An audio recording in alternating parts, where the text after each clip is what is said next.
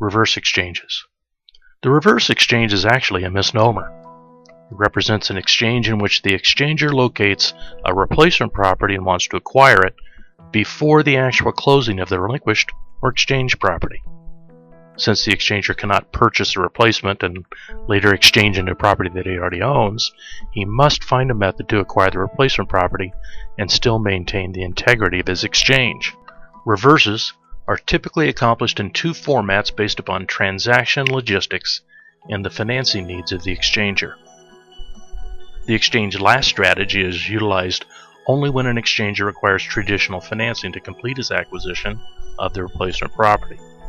Since few lenders would lend dollars to the exchanger with a facilitator or qualified intermediary, known in this case as an exchange accommodation title holder on title, it is necessary for the facilitator to warehouse or hold the title to the relinquished property. In this approach, the exchange is complete at the moment the exchanger accepts title to the new replacement property. However, with the prospect of the exchange being complete, it is necessary to balance equities between relinquished and replacement properties prior to the closing. In other words, upon closing the replacement, there must be an equal amount of equity in the replacement property as is expected to come out of the later sale of the relinquished property.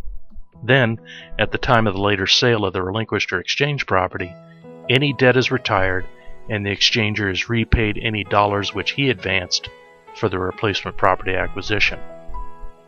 In an exchange first scenario, the facilitator, with the aid of a loan from the exchanger, acquires the replacement property and warehouses or holds the property title until such time as the relinquished property is sold and the exchange can be completed. At this point, we need to insert a couple of caveats regarding reverse exchanges. They tend to be more complicated than other exchanges, and because they involve the holding of title by a facilitator in the form of an exchange accommodation title holder, they require extensive planning.